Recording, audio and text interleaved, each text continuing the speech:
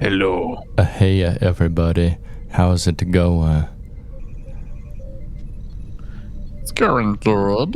Going pretty good. How's the thing? How's the thing treating you? The life? I thought you meant the guy from the Fantastic Four. Yeah, how is the thing treating you? I know you've been in a relationship with him for a while, and things were rocky there for a bit. Yeah, he has a rough touch, but he's actually pretty sweet. Yeah, I bet he's got a big, weird rock dick, huh? We have to act like it's funny because like canonically in the comics, like he's like in a relationship with a blind woman, and I don't know. I feel that's like, I mean, and one of her big things is like she's a sculptor, and so she like touches people's faces and sculpts them from touch. So I'm sure like they probably have like some weird like someone like looking at her work and they're like, oh, what's this one? And it's just like like a rock, like an obelisk, like a rocky obelisk, and she's just like, I titled that one Boyfriend. Is this a scaling wall or something you climbed? I gotta climb that shit every night. What rock climbing gym do you go to? Yeah, she must like that. Yeah, that lady must have really strong forearms, both sculpting and having to fuck the thing. Like, cause she's climbing up on that shit like a rock climbing wall. Yeah, you kind of like. We have like, I mean, I'm hoping there's a new Fantastic Four movie coming out, and I'm hoping that we finally get to address. I mean, it wasn't addressed when Michael Chiklis played the Thing, right? The Fantastic Four movie with Jessica Alba and one of the Chris's, the one that ended up playing is it Chris Pines? Yeah, no, not Chris Pines. No, Chris Evans played. Yeah. That's right. The Torch, and then Michael Chiklis, famous for opening the door and looking at the gun. One of my favorite scenes of any show ever. And I think about it all the time, and I think about just like buying a handgun just so I can put it in a drawer and look at it sometimes. Just for comedic effect. Right. Like someone's at your place and they say something and then they just open up the drawer and look at it. They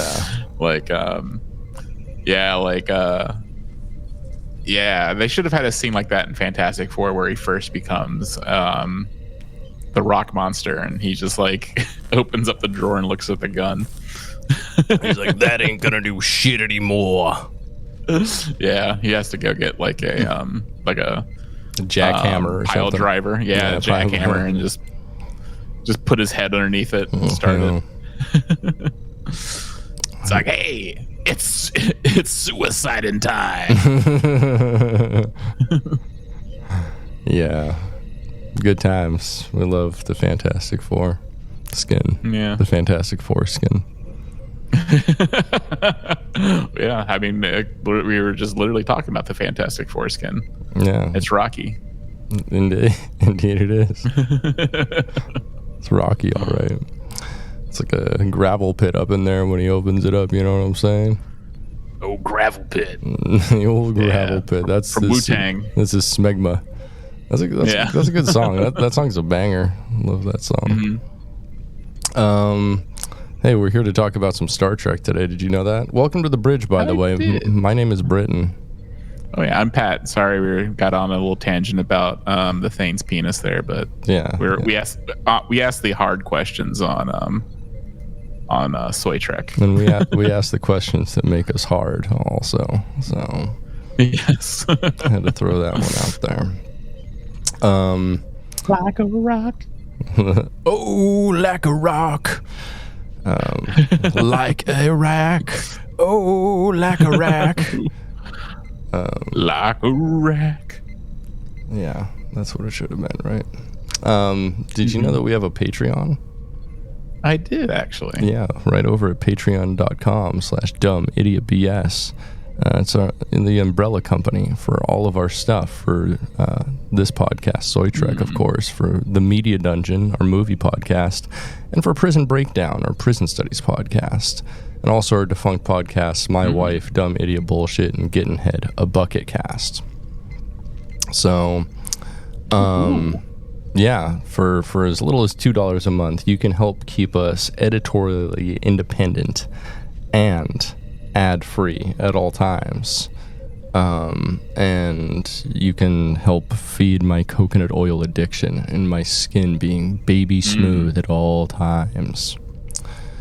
For $5 a month, you just cover yourself up in it and just glide around your apartment. Pretty much, yeah. That's completely nude. Yeah, I'm only wearing clothes because I'm on a call with you right now, Patrick. Exactly. Thank you for that. Thank you. You're welcome. So for $5 a month, we say thank you to people just like Phil McCavity, Danny, Dylan Lance, Jordan Hale, Elizabeth Hearn, Nick Savard, Shane Sawyer, David Craning Sites, Electric Baphomet, B. Flig, Teddy, Jody, Shrimp God, Shane Williams, Sam Mayo, Locke Fanile, Anthony Cabrera, Seb, Robert Yolito, Asher Pliskin, Skeptic, Papa Poison, Awful Star Trek Drawings, Jose Martinez, Gabe Siciliano, Big Strong Boy, Gursky, Jor Moore, Kyle Simmons, Gillian McCrary, SFC Punk, 7 of 9, D. Riker, Ethan Adams, Iggy, Abigail Simpson, Vinny, Luna Dahlia, Former Twink, Nathan G, DJ Robinson, and our good friends over at the Hate Speech Podcast. Go check out their episode on Adam Carolla. It's a delight. Ooh. Yeah. They hate Adam Carolla, and they should. We all hate Adam Carolla. Adam Carolla's hateable. Yeah, I mean, I don't think Adam Carolla really has any, like, redeeming qualities left in his body. Not even his cum. Not even his cum. No. Cum is... Is he married? I'm guessing he probably has. He feels divorced. Yeah. Right. Yeah. You feel multiple divorced. Right. Let's see. Is Adam Carolla married? He is divorced. Wow. From a wife only once. From a wife of 19 years. Lynette Paradise. Yeah. Well, she looks normal-ish, but you can never tell. She could be like, there has to be something like deeply sick in her soul. Well, she's pretty hot, yeah. But yeah, she's a poor woman. Imagine that. Imagine that man lumbering over you, man. I'm about to come. Come on. Yeah, it looks like he has some movie called Road Hard. I don't know what that's about. It's about getting a hard fucking dick on the road. Like, what are you gonna do? I'm hard, road hard. You know, you can't masturbate legally while driving. Can you? No. I don't know. You're in the privacy of your own car. Yeah, I mean, I'm sure, like, you're allowed to. I mean, who knows? It's like, you know, they'll just arrest people for anything. Like, you know, we should just make, that's another bumper sticker. It can make, like, jacking off in your car isn't a crime. It's kind of like Keep honking. I'm jacking off. It's not a crime. Jacking off while driving is not a crime.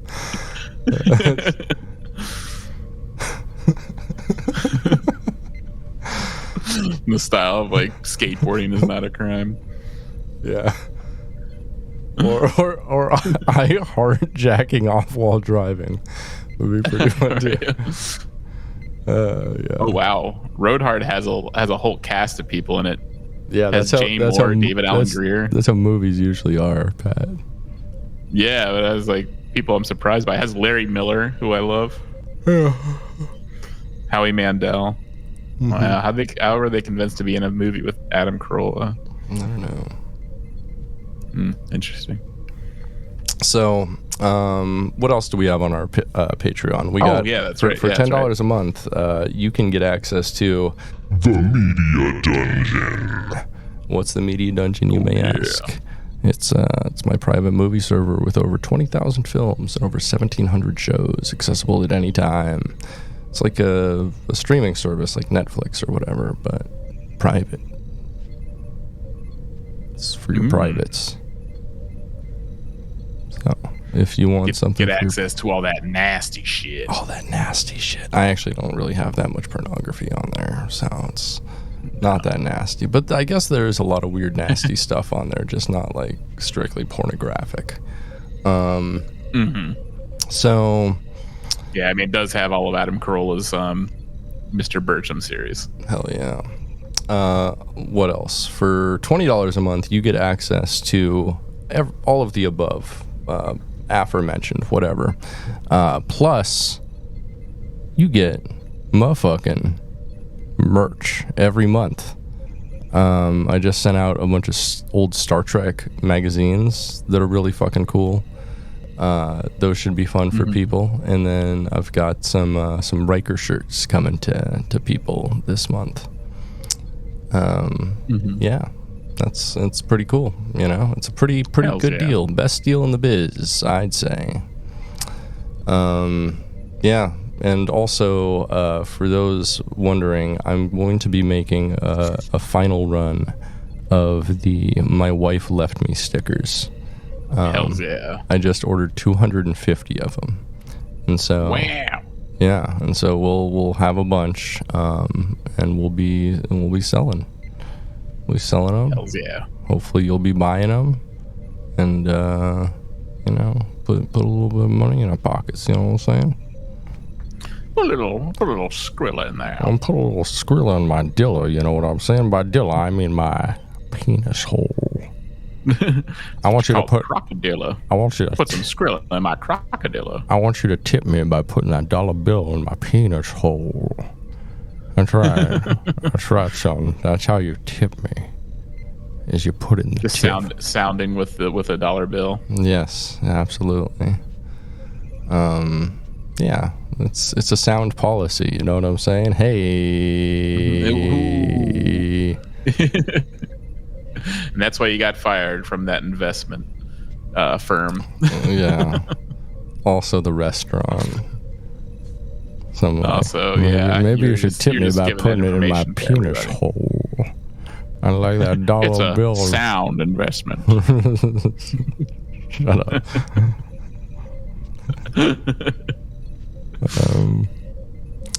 Yeah. Let's see. Yeah, that's our Patreon. Patreon.com/dumbidiotbs. That's where you go. Thanks for all your support, everybody who supports us. We really appreciate it. You're really cool, and we like you, and we want to kiss you in your face. Some of you. Over. The ones with stinky beards, maybe not. If you got a stinky beard and you're a supporter, we love you, but not gonna kiss your face. Is your beard stinky, Pat? It is very much so. Oh no! Yeah. You're amongst the people I'm talking about. I didn't know one of us was one of you was in the room with me. Yep, we exist. We're here. We have stinky beer. Get used to it. We're here. We have stinky beer. Get used to it. I kind of like that. Put that on a bumper sticker.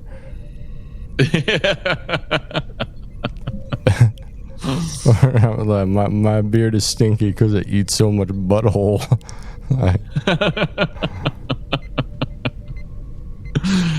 Number one pink eye giver.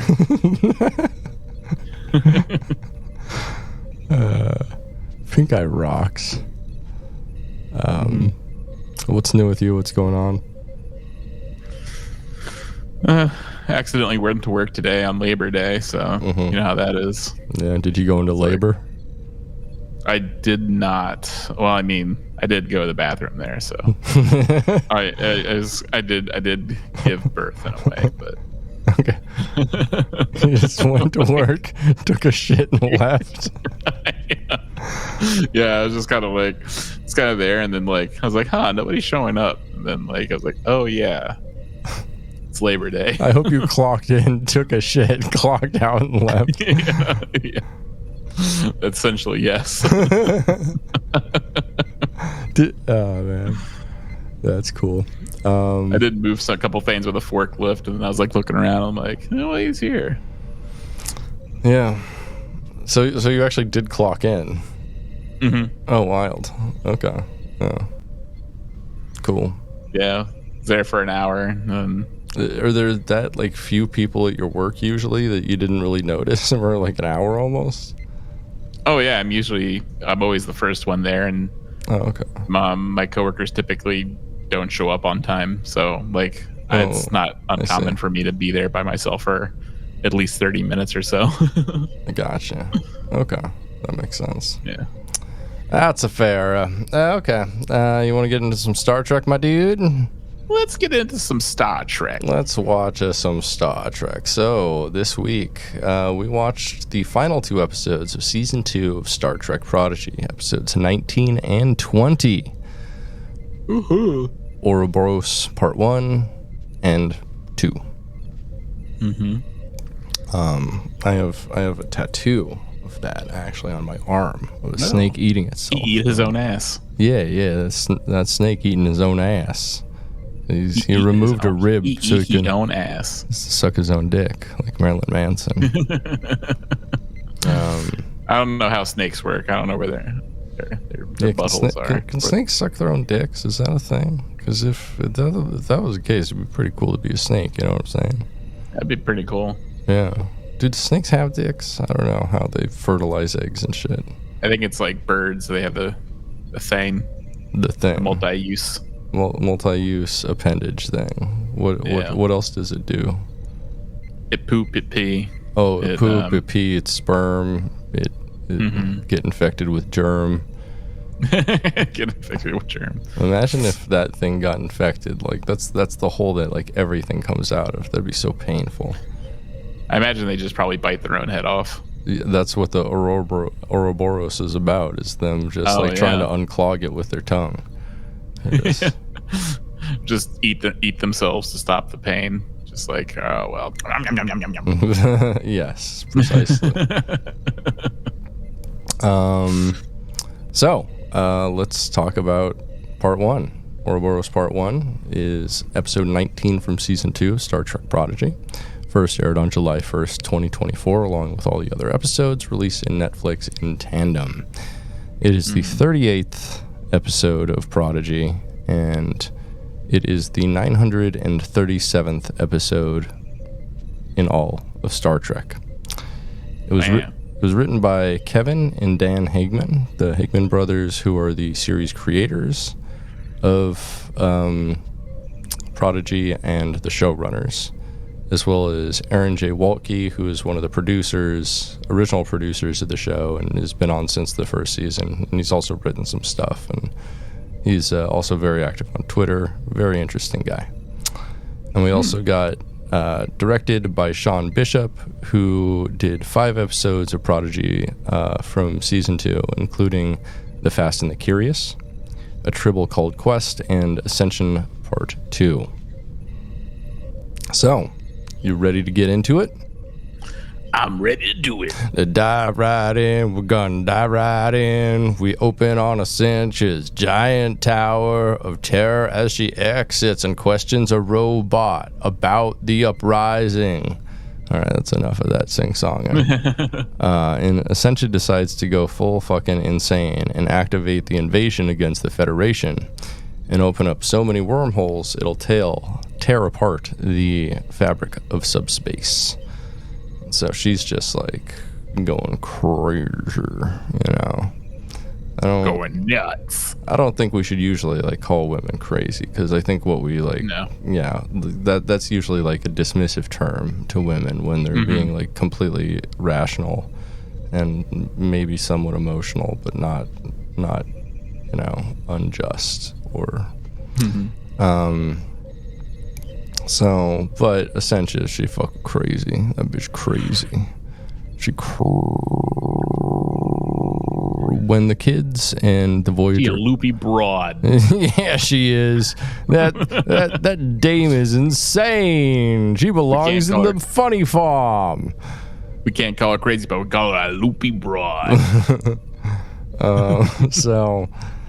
With the kids and the Voyager crew, they notice the rifts, and Wesley Crusher thinks this is his plan finally coming together, because Rock posits that by using the rifts, they might be able to find the right wormhole they need to send the protostar through and fix their timeline. So that's pretty cool. Janeway agrees and sends Chakotay and the kids to go send the protostar through the correct rift. So they get to work, and Majel tells them that in order to open the rift, they have to enter the data manually from the top of Ascension's evil spire. And Data's like, enter me manually, boy. Wow, wow, wow. But no, so they have to enter a code manually at the top of Ascension's evil spire. And by evil spire, I'm not talking about Ascension's strap-on with the same name. You know what I'm saying? You know what I'm saying? Gwyn and Dahl are to lead an away team while Voyager holds off Ascension's forces. Janeway has Chakotay take the protostar closer to the planet. Rock transports the away team down to Solemn, and Rock tells everyone that they love them, and it's very sweet. I like that they use this very little time for that, but yeah, it's very sweet. That's cute. Yeah, we like that. We want more of that. It's refreshing, especially, you know, this series has like avoided like a lot of the grim darkness of a lot of other new Treks. Yeah, but for sure, which we'll get to the end, unfortunately. This season. So on the ship, Wesley, Majel, Zero, and Rock talk about how they need to get the numbers perfect in order to send the protostar back to Tars Lamora. If it's even a little bit off, everything is motherfucked. On Earth, a rift opens in the sky. Everyone's like, whoa. So Janeway travels the Voyager through a field of Ascension's ships, shooting them out of the sky with quantum torpedoes. But they're running low on torpedoes. They're just making a gambit here. I like making a gambit, you know? There should be more gambits in film and media. Like. And you're talking about the X-Man. Yes, absolutely. Him front and center. He's like everyone's favorite character on the X-Men, but he's like really underutilized. They just like push fucking Wolverine and Cyclops on us, and we're like, no.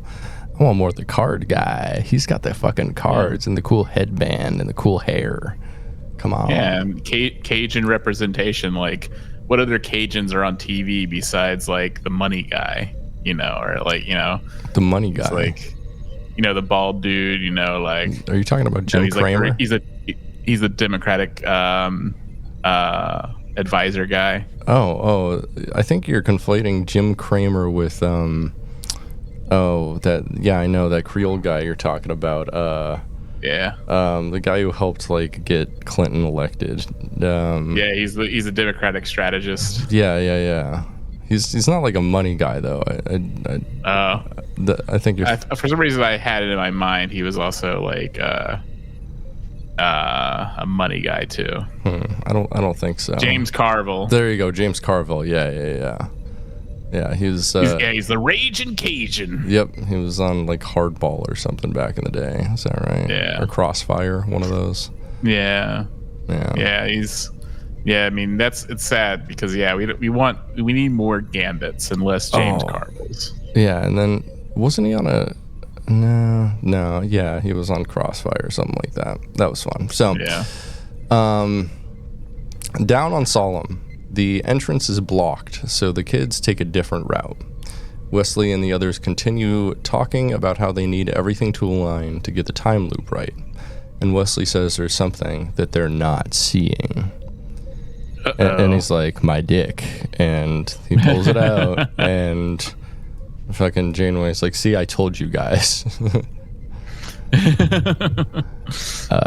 So with the I fucking told you. He's a fucking pedo. Fucking take him out. So with the away team, they need to make it 20 stories up to the top of the tower, and they got to climb. Just like with the thing, you know what I'm saying? You gotta climb you know what I'm saying? Do the rock climbing. So with Hala Janeway and Chakotay, they're kind of bickering, and Hala Janeway says that if they're sending the protostar back to Tars Lamora, then she has to go with it. And Chakotay says that they'll make a copy of her, and she's like, no, my fucking program's too big, and you know that. We tried this before. She's like, oh my god, it's so big. And Chakotay's like, damn, yeah. He says that do I still have, oh yeah. So he says that they'll find a way, no matter what. So with Wesley, they talk about the wormholes and where the timeline was broken. Rock asks, what if Chakotay never sent the protostar back? But they did. The kids did. Wesley says it's temporal mechanics 101. Make sure the big events happen and don't sweat the small stuff. So, okay. I guess they kind of like presaged that in the season. We'll go with that. But, sure. Yeah. But also, he's like, don't sweat the small stuff except for my penis. Because it's already very sweaty, so don't sweat it more, please. Yeah. The thing, I mean, nary a drop of water has touched that thing. Yeah, I bet Wesley Crusher does have a very sweaty small penis. That's something we'll have to find out on our own.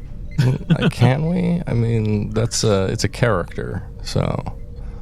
Oh yeah, that's true. I'm not talking about Will Wheaton. Like Will Wheaton. No judgments on his penis. I'm talking about the character of Wesley Crusher. Oh yeah. Like some characters, like, or like people with like enormous penises, like Qui-Gon Jinn.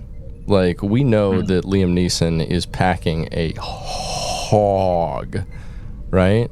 Well, that's only because we've seen him pee his pants multiple times. Shut up. Yeah, it's cool though.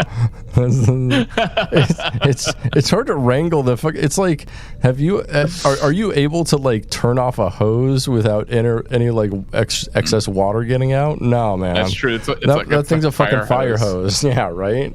Yeah. Like, no.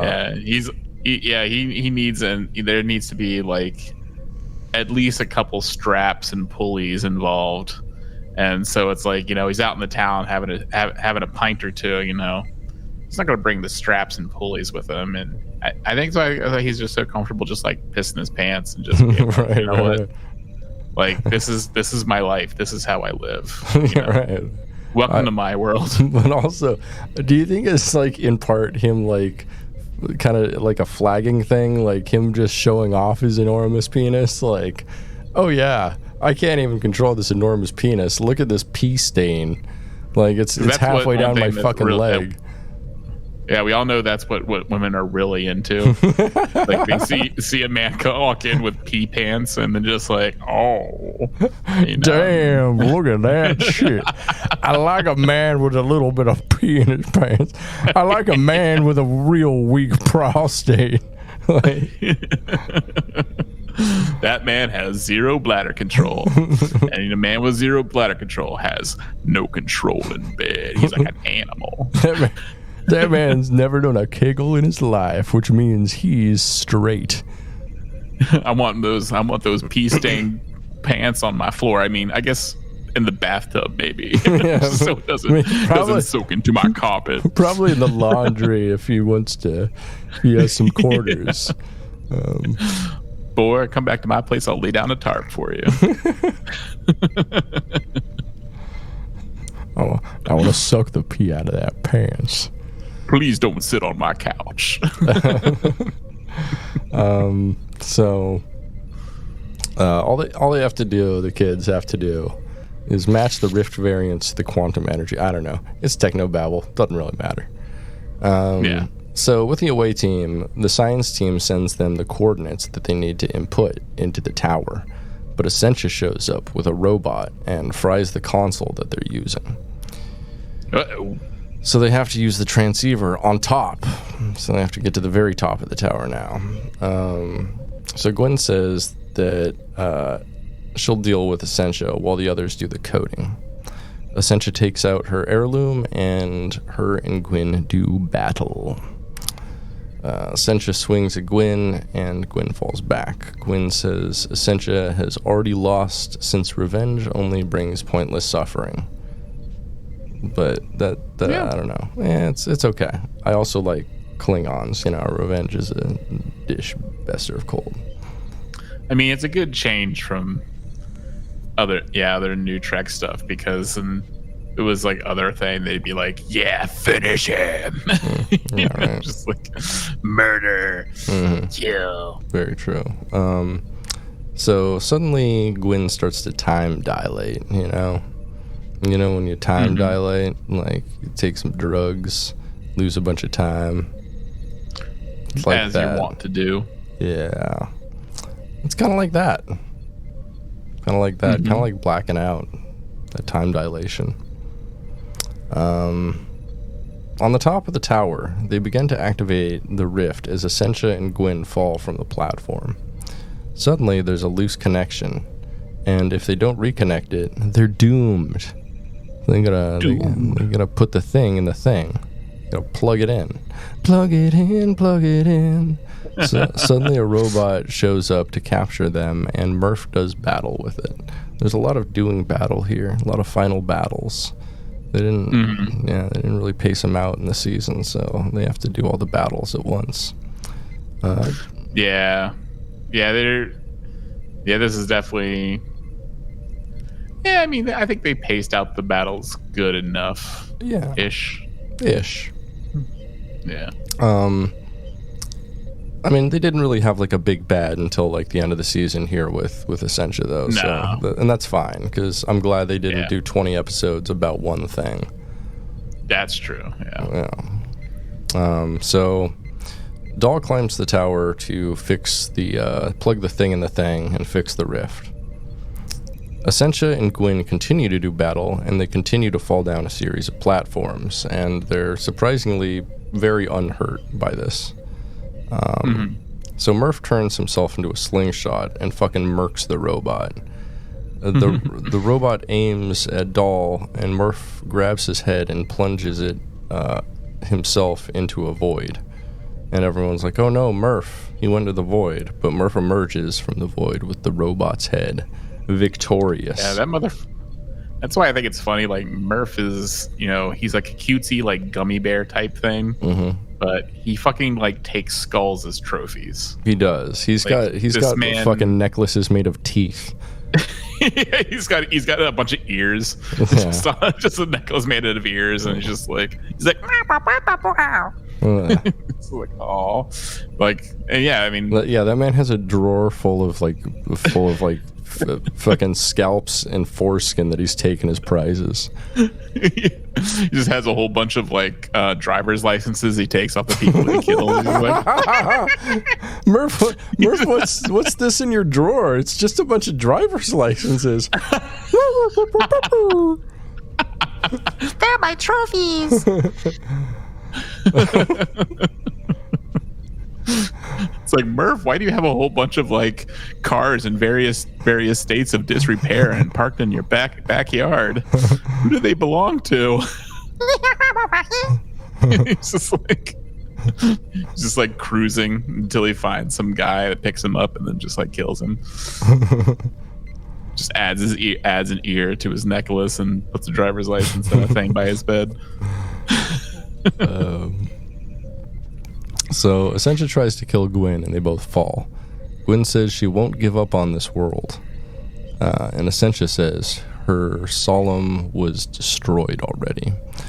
Doll makes it to the top of the tower to fix the loose connection. Essentia tries to stab Gwyn in the neck. She has her like pinned down. It's pretty hot. Doll makes the loose connection and falls down the tower, but Murf grabs him and saves him just in time.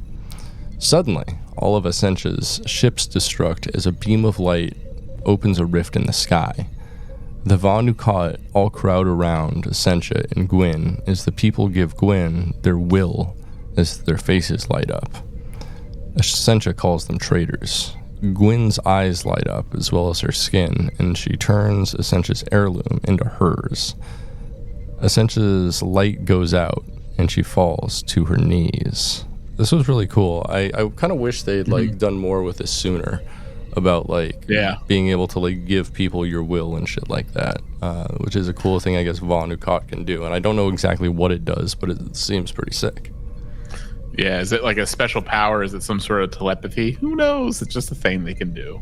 Yeah, it's fun. It's fun. We enjoy it. It's fun. So Jenkum looks up at the rift with Doll. Janeway says, let's send the protostar back as Chakotay looks at Holo Janeway. The kids re-enter the protostar and they pick up a transmission from inside the wormhole. It's the Loom. They're here. Uh-oh. End of episode. What'd you think? Yeah, it was good. We got the conclusion of this kind of just like, at least with Essentia. Yeah. Her role in this. And I'm glad like they dedicate basically the whole next episode to just like closing all the loose ends. Also given the fact that, season 3 is a question mark at best. Question mark, yeah. So I think it was smart to definitely have wrap everything up and then have a second episode just to like put everybody in their place. Put everybody in their place. Where's a women's place, Patrick? Well, you better get that motherfucking bleep button ready. Just kidding. I love it. Support women. Sure, but seriously, where is a woman's place?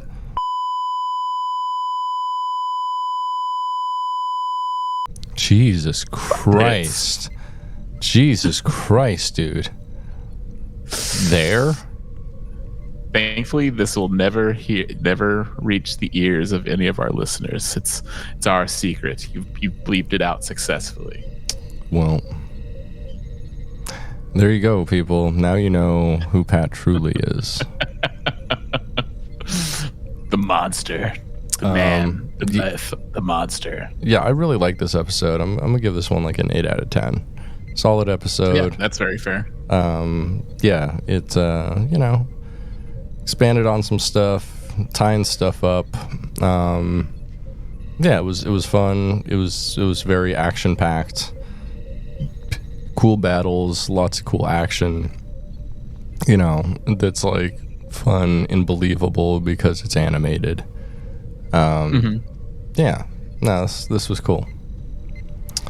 Yeah, kind of a grim end to Essentia too. Like, it looks like she just shorted out, and she just like seems like dead inside, and Yeah, don't know how that translates to how her species is like, because it seemed like she could have been cut off from any other like their other abilities or anything. So that was kind of sad to see, but you know, necessary, I guess, because I mean, maybe they could have tried to reform her, also given like the fact that her younger self is there. So maybe that shows like there will be an alternate version that'll grow up to be better. I mean, we see that with like Gwen's father. Like, he seems like, that's also kind of made me think of just how does that also affect does this not also affect the future, where it's just like now he's going to grow up to be a good dad, and so he won't have like a child slave minds on Tars Lamora? I don't know exactly how it affects everything. I don't know how the time loop really works here. Yeah, because I was thinking about that. Like, I was like, okay, well, he's good now. Yeah, but that doesn't mean he's a good dad.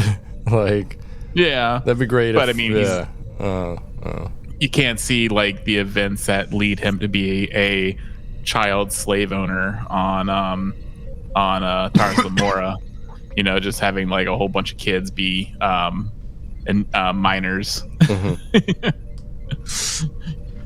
So it's just like, yeah, he's good now. So really, it's almost like, you know, kind of like, you know, past tense, where like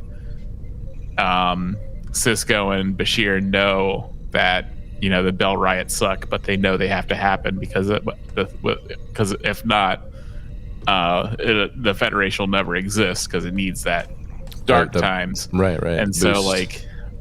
so like, yeah, okay, we need to make sure, like, you know, Chakotay takes Prodigy through the wormhole, but also you need to make sure that Gwen's father grows up to be a evil psychopath. Yeah, deadbeat evil psychopath. Yeah, it's like that's like totally part of it. So it's like you can't have just like pick and choose what parts of the timeline. It's like all those parts need to fall into place. Yeah, to make sure that events happen exactly as they would. This is like, I think I was talking about this earlier with Wesley Crusher. This is like the most like liberal mindset of all time, of like, oh, these bad things need to happen. Like, they absolutely have this child slavery. These child minors have to exist in order for the timeline to be correct. Like, yeah. Yeah, I mean, it's like, you know, it's like having to make sure the Bell riots happen. You know, it's just like, you know, it sucks at the time, but it serves eventually. That's what has to happen to preserve the timeline. You know, it's yeah. like, but the Bell riots are cool though. The Bell riots are fun. Everyone likes the Bell riots. And it's just like why they can't go back in time and kill Hitler. You know, it's like, well, I guess we need Hitler to exist. I would like that Star Trek episode. That'd be kind of fun, actually. It is crazy they didn't do it. I mean, they've always had like Nazi episodes, right? You know, in TOS and Enterprise. Enterprise had the weird Nazis, the alien Nazis, and yeah. But we can't go back in time and kill Hitler. Nope. Breaking the rules, breaking the law, breaking the law. All right, you ready to move on to the next episode, the final episode? I am. It's the final Prodigy. Ba-da-na-na. Ba-da-na-na-na. Ouroboros, Part 2. Prodigy, Season 2, Episode 20. Aired on July 1st, 2024, with the rest of the episodes for the last time all released by Netflix at once.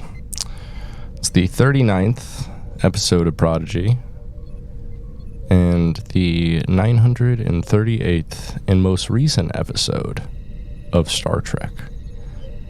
It's written by Kevin Hageman and Dan Hageman and Aaron J. Walke, the writers of the previous episode, and basically the three of them are like showrunners of the show for all intents and purposes. This one's directed by Roland Lee. Roland Lee. Ooh, I like that. Gently down the Lee. Director of 6 episodes of Star Trek Prodigy. Oh! He ain't fucking recovering from that. Nope. He's fucking dead. You're dead, motherfucker. 6 episodes of Prodigy, including Observer's Paradox, Last Flight of the Protostar, Part 1, and A Cracked Mirror. All right. Are we ready to go? I'm ready to roll. Are you ready to blow? Are you ready to suck? Oh, yeah. Are you ready to fuck? Yeah. It's the bathhouse time. It's the bathhouse time. We're going to the bathhouse. Gonna suck and fuck. Yeah. Oh yeah. I got that. Hell yeah. Grinder sound. Grinder sound. Grinder sound. So Essentia is being taken away by the cops, and she's like, they're coming. What have I done? Talking about the loom. But also talking about the people who subscribe to her OnlyFans. On Voyager, Janeway has them raise red alert. Wesley says they've run out of time and this isn't part of his plan. The Loom have found their way into the correct reality. Chakotay volunteers to pilot the ship towards Tars Lamora and beam out at the last second. Gwen offers to join him, as do the rest of the kids. Meanwhile, Janeway targets the Loom as they invade Solemn. With the Protostar, they approach the wormhole, and Janeway says, "Once more into the breach," which is one of my favorite DS9 episodes, and I think a line from Shakespeare or some shit too. She says a whole lot of Star Trek episodes titles in a row. Does she? Well, at least they all do. Yeah, one person says Threshold. There was another one I think they said too.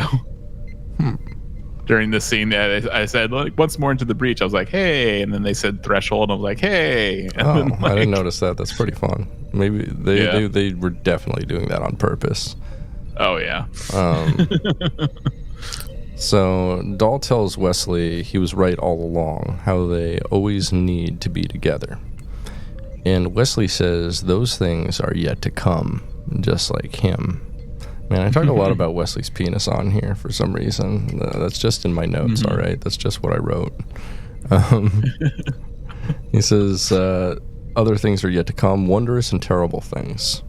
Voyager suddenly loses navigation, so Janeway uses her backup, Cetacean Ops, to navigate the ship. And she has a whale navigate, and it's actually a sick-ass scene. It looks really cool. I was a big fan. Yeah, and the whale was using... it had its own like touchscreen computer, really, like it swims through, which I think was pretty cool. That was pretty sick. So they make it through the wormhole and it's beautiful. They see different echoes of the Protostar soaring through the wormhole. They view the past and celebrate together. Chakotay engages the autopilot and Hala Janeway asks if it's time yet, and Chakotay says no, not yet. But Chakotay had the doctor back her up to the EMH module. So she's backed up, baby. Which is sick.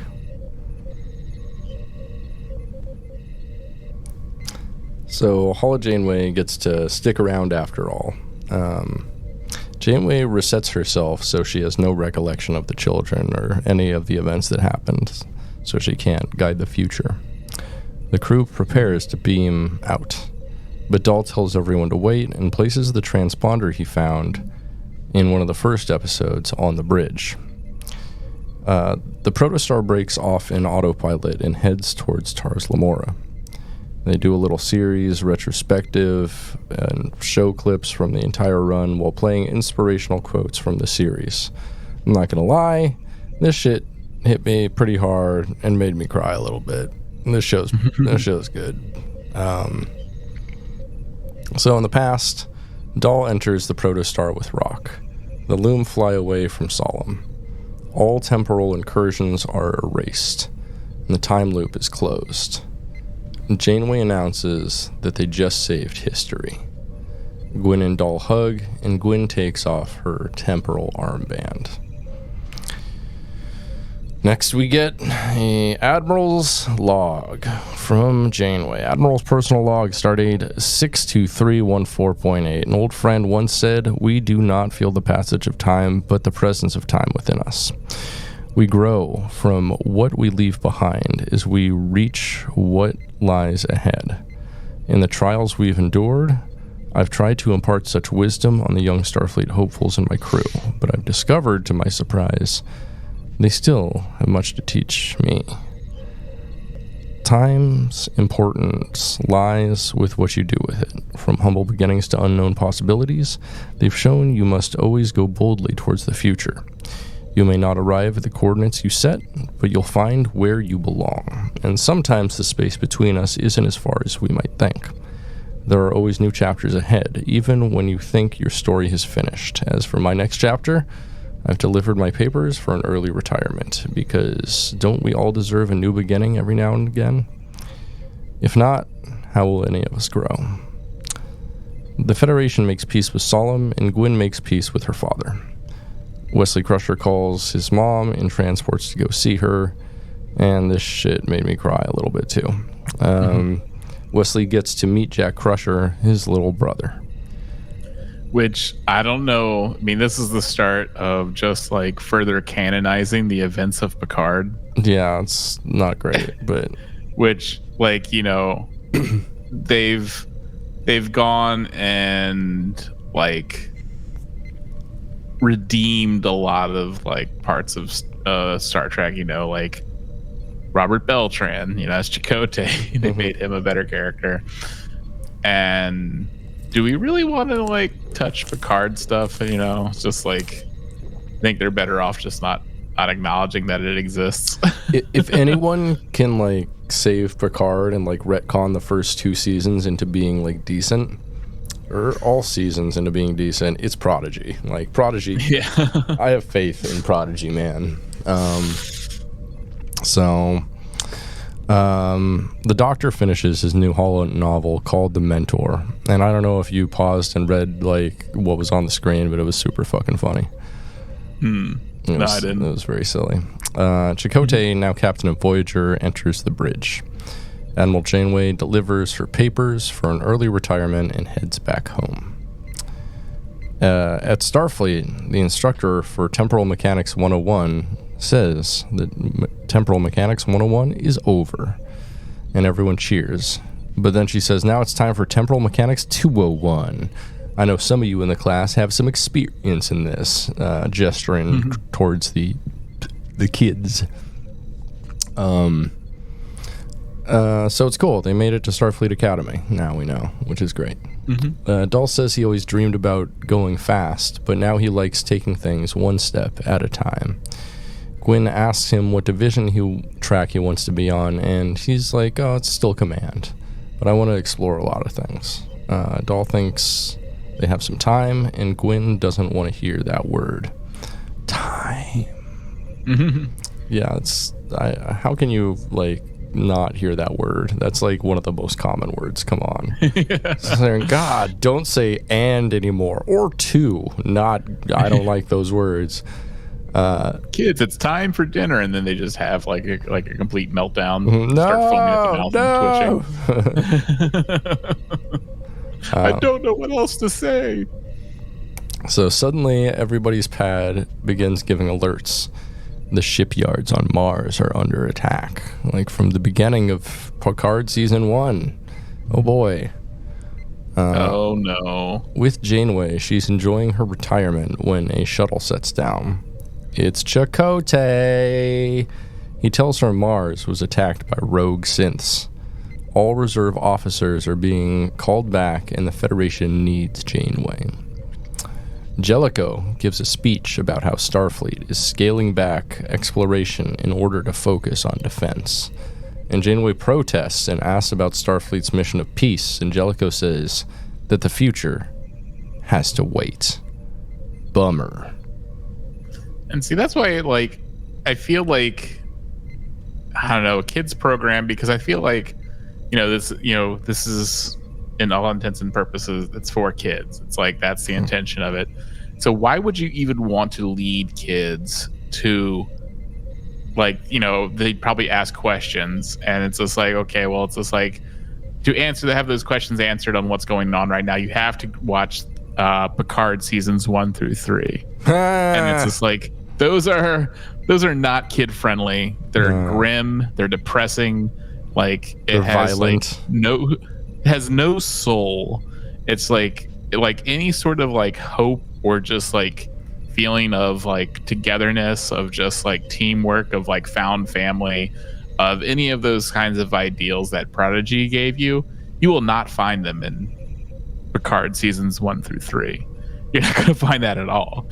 You're going to leave depressed, bored, and angry. Yeah. And so it's just like, why would you want to even acknowledge that with this kid series? Like, it should have like not even be considered canon, because I feel like, because like Alex Kurtzman, it's hard to see whether or not he even likes Star Trek, and it's just like, and I feel like Picard, especially Picard season 1, with that, addresses a lot of like issues, like of going back on what on Starfleet ideals. Like, it has like racism, second class citizen slavery, because with the synths, sure, synths become illegal, and then before they became illegal, they were slaves on Mars. It's just like, and so why address that at all? It's just like, I don't know. Picard's such a garbage show. Yeah, but like, totally agree. Yeah, it's like, why would you have like also like, yeah, just like a 9/11 allegory in this? So the kids are all talking about how their classes are all canceled, and they seem to have gotten so far for nothing. Suddenly, Janeway calls and has them report to the shipyards. There's a new protostar there, which is a new class deemed only acceptable for exploration. So they don't need it right now because they're focusing on defense. But Janeway called in some favors and got the fucking ship for the kids. But she needs a crew and gives the kids all pips. Commissioned ensigns. Dahl realizes this is why Wesley all wanted them to stay together. Janeway says they're going to make a great difference. Janeway says that they're not just giving them the ship, they'll need an instructor as well. And guess who it is? Motherfucking Hollow Janeway, she back. They all have their own stations, including a captain's chair and a number one's chair. Dahl says... The toilet. Yeah. Just the captain's chair is a toilet, and the number one chair is just a urinal. Yeah. So he has to sit in the urinal. I have a very vivid memory of like being like 3 or 4 years old and going to the bathroom on my own in my preschool. Mm-hmm. And there was this kid named Ben who was taking a dump in the urinal. You know what? You just like learned how to use a toilet. You go in there and you don't want to look stupid, so it's just like, yes, the toilet the small person's toilet. Yes, yeah, of course. I fit perfectly in the small person's toilet. Oh, why is my back wet? This is strange.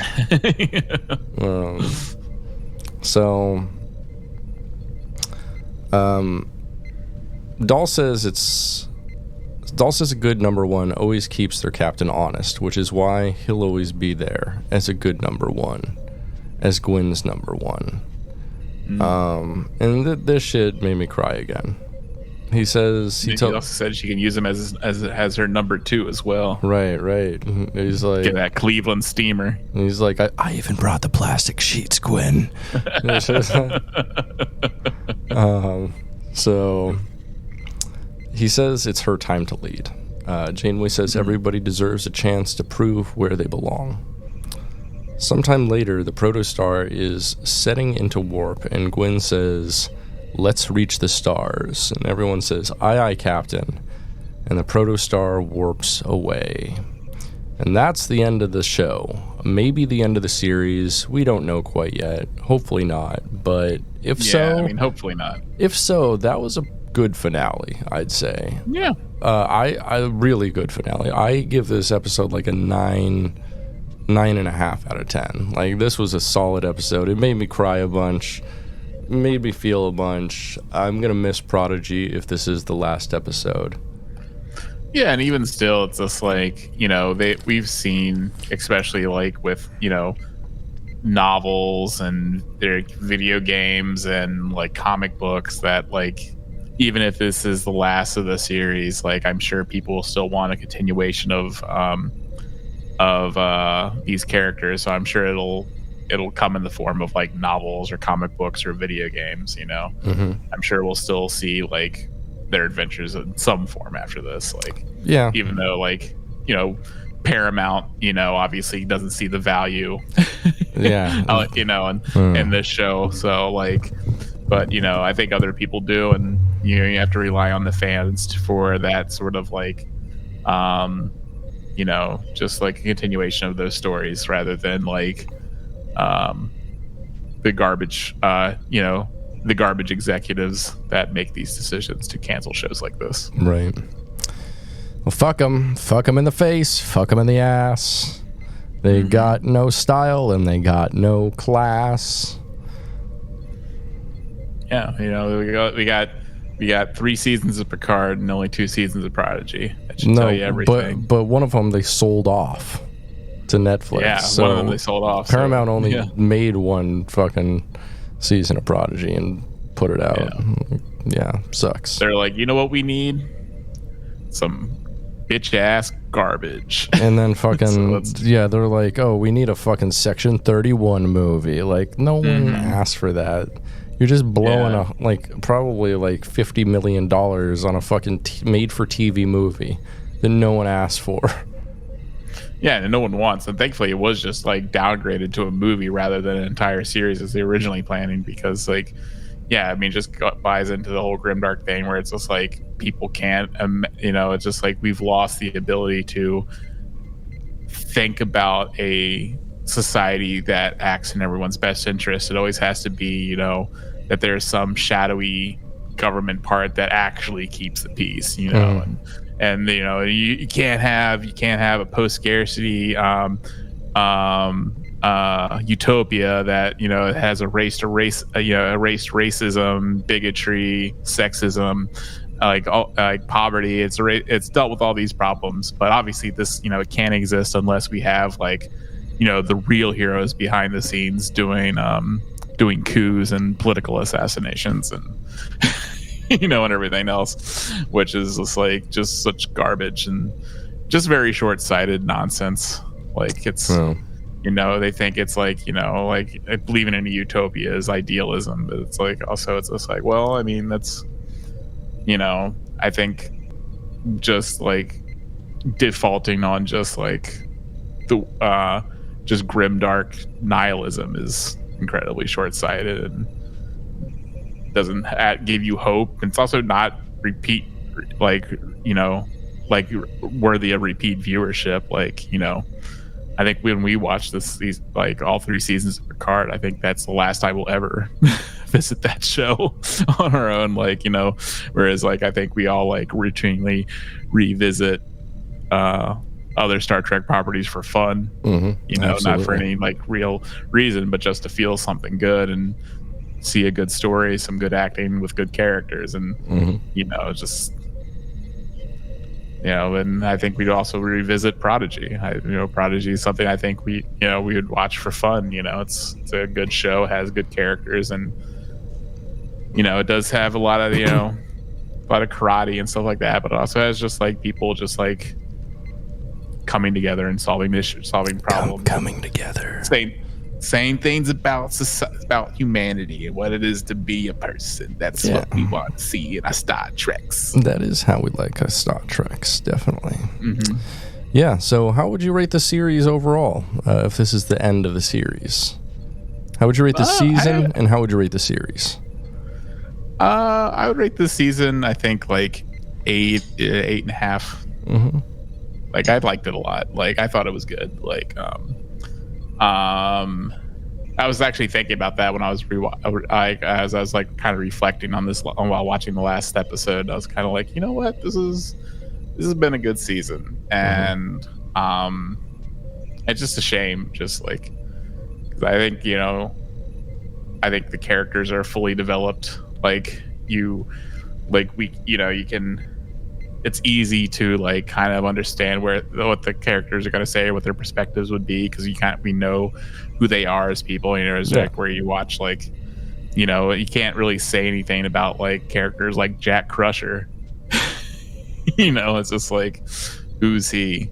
It's just like a blank slate, just a guy who does karate and has super special powers. It's he does have those special powers, though. Yeah, it's kind of just like a forgettable non-character, and yeah, it's just like, it's sad because like, these characters are fun, and like I feel like added variety each season. I was kind of hoping for another Murf change, another Murf evolution. No, that would have been by cool the end of this. Yeah, because like, it's like, that's the thing, like some characters have a lot of mystery to them, like other interpersonal relationships. We have like the budding relationship of Zero and Majel and all these other things, and just like, now, it's interesting. Like but as I said, like these sorts of like stories can be told through other means that aren't fucking like Paramount and its garbage company.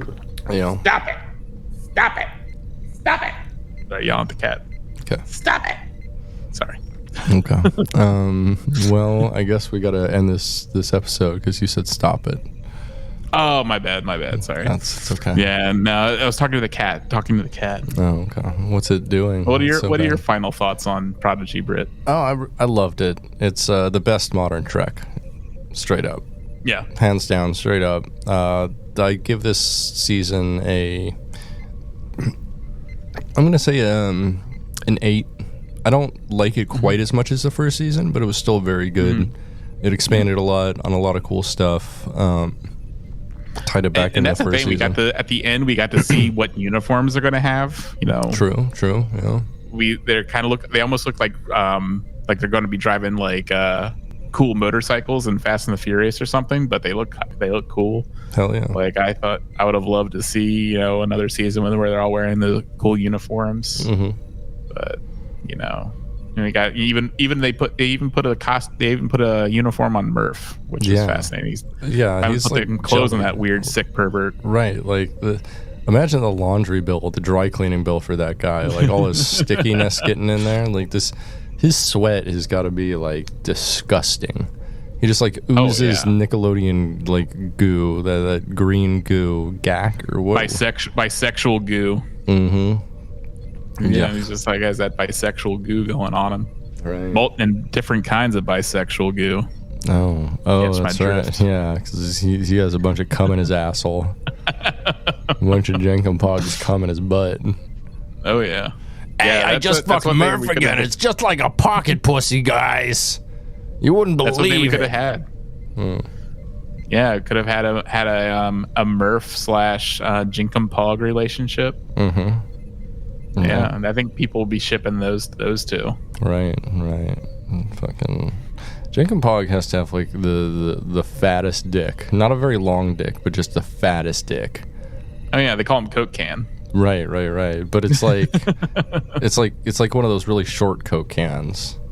Oh yeah. Yeah. One of the ones that are just I know what you mean. Like they're like the half size ones that people get, I guess, when they're trying to reduce their soda intake. They're almost kind of like, nicotine gum or something. Mm-hmm. Yes. I think there's that. It's also like for people who use them for mixed drinks. Like bars use those a lot too. Oh, true. Yeah, because you don't want 8 ounces of like Coke for like a rum and Coke, because that shit's gonna go flat. It will. Yeah. You can only use. Yeah, you can't use half of it and have a. Yeah, I get it. Mm-hmm. Yeah, for sure. All right. You got anything more to say about Prodigy? About these episodes? Nope. About the series? Anything? No. I mean, let's hope we get to see. Hopefully that selling it to Netflix. Maybe that'll like. I think I saw like Kate Mulgrew shared a photo of like someone like hired like a plane and was like carrying like a sign behind it that said like Prodigy season 3 or something. Huh. Interesting. And so like, people are out there. The Prodigy heads are out there. So we're out here. We are out here. You're queer. I got a stinky beard. Mm-hmm. We need the season 3 of Prodigy. Get used to it. Get used to it, motherfucker. Well, I think that's a great place for us to leave it. Thanks for hanging with us, Soyagers. Be well, travel safe, and go watch Star Trek Prodigy. All of it. It's great. Done do it. All right. Well, thanks for trekking with the soy boys, girls, and willy beans. Hang dong. Hang dong. And shocker. And shocker. Soy, soy, soy, soy, soy, soy, soy. Soy, soy, soy, soy, soy, soy, soy, soy. Soy, soy, soy, soy, soy, soy, soy, soy. Soy, soy, soy. Soy,